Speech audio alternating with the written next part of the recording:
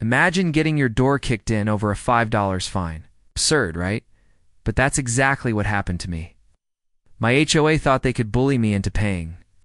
But what they didn't know was that my son, a Special Forces veteran, was waiting inside.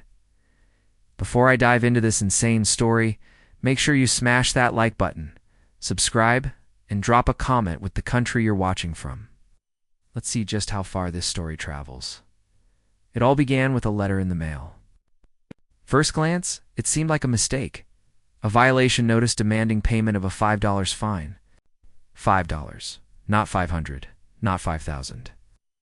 Literally, the cost of a sandwich, the violation, wooden bird feeder in my backyard that supposedly clashed with community aesthetics. I stared at the paper, then chuckled. Surely this was some kind of typo or bad joke who hounds a homeowner over $5? But my HOA wasn't like most. Our president, Lorna Wells, had a reputation in the neighborhood. She strutted around like she was the governor of her own private country. Every rule, every regulation, every aesthetic guideline, she enforced them with an iron fist. And worse, she had her own little crew. They weren't police, but they sure liked to pretend. They wore black uniforms with cheap security patches, carried radios, tasers, and even fake badges they'd flash at residents like they had authority. People whispered about them, called them the HOA cops. To me, they looked like cosplayers with a power complex. Still, there was something unsettling about how they prowled the streets, jotting notes, taking photos, and making homeowners feel like they were under surveillance. At first, I ignored the fine. $5 wasn't worth the principle of it all. But then the letters escalated. Failure to pay would result in legal action. The $5 turned into $50, then $150, and the tone of the letters grew nastier. My wife grew nervous every time she saw their car idling near our driveway. She hated the way they leaned against the fence, pretending to chat while snapping photos of our yard. That's when things took a darker turn. One of them slipping a flyer into our mailbox? But it wasn't a regular notice. It had a fake payment link, leading to a phony HOA portal that rerouted funds to some personal account. This wasn't just bullying. This was fraud. And fraud meant this had gone way beyond a neighborhood spat over bird feeders. I knew I couldn't fight this alone. Thankfully, I wasn't alone. My son Luke had just returned from deployment. Wasn't just any soldier. He was Special Forces, disciplined, sharp, and trained to see through intimidation. The moment I showed him the letter and the fake payment link, his jaw tightened. "Dad," he said flatly, "this isn't about a fine anymore. These aren't just power-hungry neighbors. They're running a scam. And scams escalate when you push back. Let me handle the surveillance." From that moment on, the game changed. While I played the role of the clueless homeowner, Luke became the watchful guardian. He set up cameras around the property, logged every suspicious car that passed, and started building a file that would blow this whole operation wide open. For the first time since this nightmare began, I felt a flicker of relief. But that relief wouldn't last long, because the HOA wasn't done with us, not by a long shot. The first week after Luke set up surveillance felt tense but different. For once, I wasn't just reacting to the HOA's harassment. We were watching them. Every time one of those black uniformed wannabes circled our block, Luke's camera caught their license plate. When they leaned over our fence to inspect the backyard, their faces lit up clear as day on the motion-activated night vision. He cataloged everything: dates, times, actions, even the fake portal link. Luke's calmness was eerie, almost unsettling. I'd find him sitting in the dark living room, screen glow reflecting off his eyes as he scrolled through footage like it was just another mission briefing. "Pattern of intimidation," he muttered once, pointing at a string of photos. "They're building pressure. They want you scared enough to pay without asking questions." And it was working on my wife. Every creak of the floorboards, every car door slamming outside made her flinch. She begged me to just pay the fine, even though we both knew this wasn't about $5 anymore. It was about control, about power. about seeing how far they could push before someone broke. Then one night, Luke showed me something that made my blood run cold. On one of the recordings, two of the HOA cops parked at the end of our street. One leaned over and handed the other a folded piece of paper. When the camera zoomed in, Luke froze the frame. The paper wasn't a citation. It was a list of addresses. Hours circled in red. "Dad," he said quietly, "this isn't random. They're planning something." I couldn't sleep after that. Every shadow outside the blinds looked like a prowler. I found myself pacing the upstairs hallway, checking and rechecking the locks. Still, Luke insisted we keep calm. They want panic. We give them nothing. But when they slip, and we'll be ready. The slip came sooner than I thought. It was a Saturday night. I was upstairs in my reading chair when I noticed flickering light against the blinds. At first I thought it was just kids with flashlights, but the movement was too deliberate. 3 beams swept across my lawn, cutting through the dark. Stomach knotted. I leaned forward just enough to peek through the slats. There they were, 3 of them, dressed in their usual black uniforms, but this time with gloves and heavier gear strapped to their belts. They moved low and quiet, like burglars, not security. "Luke?" My voice cracked. He was already awake.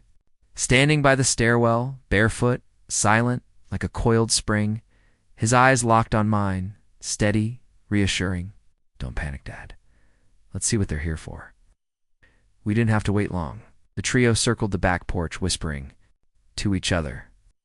Then I saw it, a crowbar glinting in the flashlight beam. My throat went dry. This wasn't intimidation anymore. This wasn't a bluff. They were about to break into my house, over a $5 fine. Luke didn't flinch. He pressed one finger to his lips and melted into the shadows of the hallway. His movements were smooth, deliberate, the kind of quiet you only see in people trained for war zones. I, on the other hand, stood frozen, heart pounding so loud I was afraid they'd hear it through the walls. The back door shuddered as the crowbar dug under the lock, then crack. What splintered? Hinges groaned. My home, the place where my family was supposed to feel safest, was being invaded by 3 men dressed up like law enforcement. Acting like they had some divine authority, the door burst inward. Boots pounded against the floorboards. One of them barked, "Search the house. He thinks he can ignore our authority." I had never felt so helpless. But Luke, he was already in motion, the moment those words left. Their mouths, I realized something with absolute clarity. They had just made the biggest mistake of their lives. The first man through the door never saw him coming. Luke exploded out of the shadows with the kind of speed that made time seem to bend. He caught the intruder's wrist mid-swing, twisted hard, and the crowbar clattered to the floor. The guy could even yelp. Luke slammed him against the wall with a thud that rattled the picture frames. A sharp elbow to the gut, and the man folded like a cardboard box, wheezing for air. The second intruder lunged, baton raised high. I expected chaos, maybe a messy scuffle. But Luke moved like water, sidestepping with surgical precision, hooking the man's arm and flipping him clean over his shoulder. The hardwood floor shook as the guy landed flat on his back, howling, clutching his shoulder in pain. The third one froze. His eyes darted between his fallen partners and Luke, who stood calm, balanced, eyes sharp as steel. You could see the realization wash over him. This wasn't a frightened homeowner. This was a predator, trained and unshakable. This is HOA business," the man stammered, his voice cracking. "You can't touch us." Luke stepped forward, his shadow stretching across the floor. His voice dropped to a growl. "You broke into the wrong house." With a single sweep, he kicked the man's legs out from under him. The guy hit the floor with a grunt, and before he could scramble up, Luke's boot pinned him firmly between the shoulder blades. No wasted movement, no shouting. Just raw control. From the stairs, my hands trembled as I clutched the railing. My heart hammered, but I couldn't look away. This wasn't some messy street fight. This was controlled, clinical, terrifyingly efficient. Luke neutralized 3 armed intruders in less than 30 seconds. The men writhed on the floor, groaning, gasping for air. Luke crouched low, pressing harder on the last one's back. His voice was ice. You came into my father's home armed, impersonating officers, and tried to break in over a fake fine. That's 3 felonies at minimum. You're not walking away from this. I finally snapped out of my trance and scrambled for the phone. My voice shook as I punched in 911, but when the dispatcher answered, instinct took over. This is a home invasion. 3 armed men in fake uniforms. My son has subdued them. Send police immediately. The dispatcher kept me on the line, asking questions I could barely process. I paced the hallway, glancing between the crumpled men on the floor and my son, who stood like a statue, calm and unmovable. Minutes dragged like hours. The only sounds were the groans of the intruders and the low hum of Luke's steady breathing. My knuckles were white around the phone. My wife stood frozen at the top of the stairs, covering her mouth with both hands. Then salvation. The distant wail of sirens.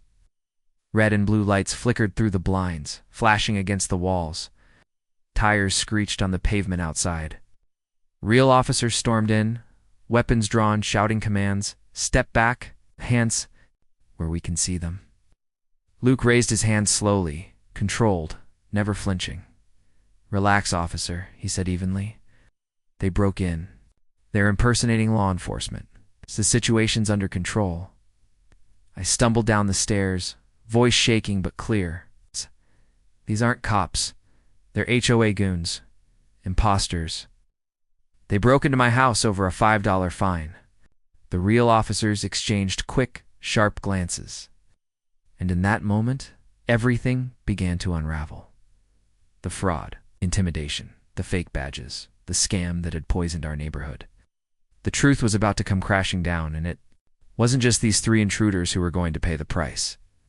The sight inside my living room must have looked surreal to the responding officers. 3 grown men in black uniforms sprawled across the floor, groaning in pain, one of them pinned under Luke's boot. My son stood tall, calm, hands raised, as though he had done this 100 times before, which in a way he had. One officer approached carefully, eyes flicking between Luke and the men. "Step back, sir. We'll take it from here." Luke eased off, raising his hands higher, but his voice stayed firm. "They broke into this home armed. They're impersonating officers. Secure them before they hurt anyone else." The cops wasted no time. Within seconds, the 3 intruders were cuffed, hauled upright, and read their rights. One of them tried to protest through heavy breaths. "We were authorized by the HOA. This is official business." The lead officer sneered, holding up one of their cheap polyester uniforms. "This isn't a badge. This is costume jewelry. You're trespassers. You're under arrest for breaking and entering, assault, and impersonating law enforcement." Neighbors began spilling out of their homes, porch lights flicking on, curtains twitching. The scene lit up the cul-de-sac like a stage. Whispers raced from house to house. The HOA's private cops got busted.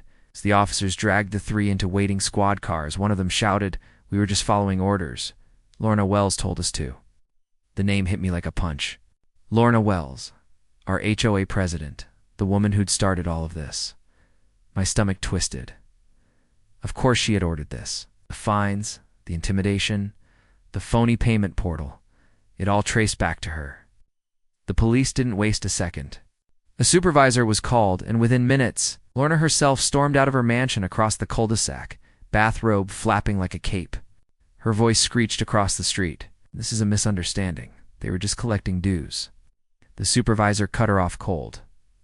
"Lady, what you did is criminal solicitation. You sent armed men to impersonate officers and break into a private residence. You're done."